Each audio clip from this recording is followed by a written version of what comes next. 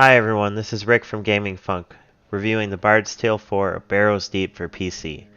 The pricing scheme on Steam features your standard special editions, which add pricing onto your total for each tier you buy, the lowest tier being $35 and the highest being $80. So without further ado, let's get started on this wonderful piece of work.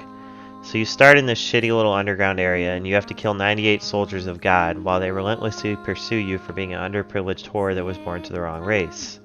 You then get the opportunity to create your own character. Exciting, right? Except it's not. Please skip the character generation completely or you will probably just sit there loading for 5 minutes regardless of your PC specs. This game is so poorly optimized it's not even funny. But back to the character gen. It has extremely limited options. The most you can actually do is pick a portrait for your custom character. After this extremely pointless segment, you're thrusted into a mindless adventure filled with exciting turn-based chessboard combat. At times it is unnecessarily difficult.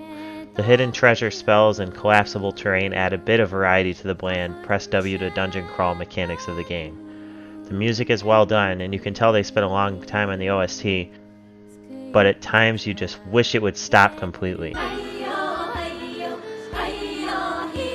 The voice acting is inherently good, cabbage, carrots, and potatoes. but all of the characters have the exact same dialect, regardless of their background. Despite the open world questing path that they throw in your face, you can quickly recognize that it's merely a gimmick, and the pathing is extremely linear.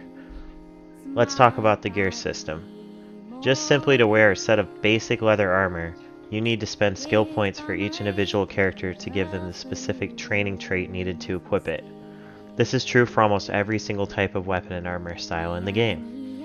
The amount of necessary options you encounter in the skill trees versus how many points you actually earn is poorly balanced. Though I can admit that this isn't exactly my style of game, I think even the target audience would find the core mechanics of this game very laughable. They do continue to improve upon the buggy state of the game upon release with each patch they deploy, but I think this should have all been done day one. Any game released in 2018 should not have 10-minute loading screens, FPS stutters, and silly NPC animations. Even the voice acting is completely offset by the lack of facial animation and unfinished textures on the characters' faces. This game is an embarrassment to the industry, even if it is not a AAA title. You should never have to expect such a terrible experience when you're paying at least $35 for it. The only reason this game warrants a halfway decent score is the sheer amount of content, which is proven to be around 40 hours, if you can even make it that far without uninstalling or soft locking your game. Maybe one day the bugs will all be gone and they'll make some major improvements to the engine and balance the game a bit better. Gaming Funk rates this a 5 out of 10. The truth really hurts. This is our unbiased opinion, you can take it or leave it. But if you want to listen to ours, do not buy this game. Wait for a sale.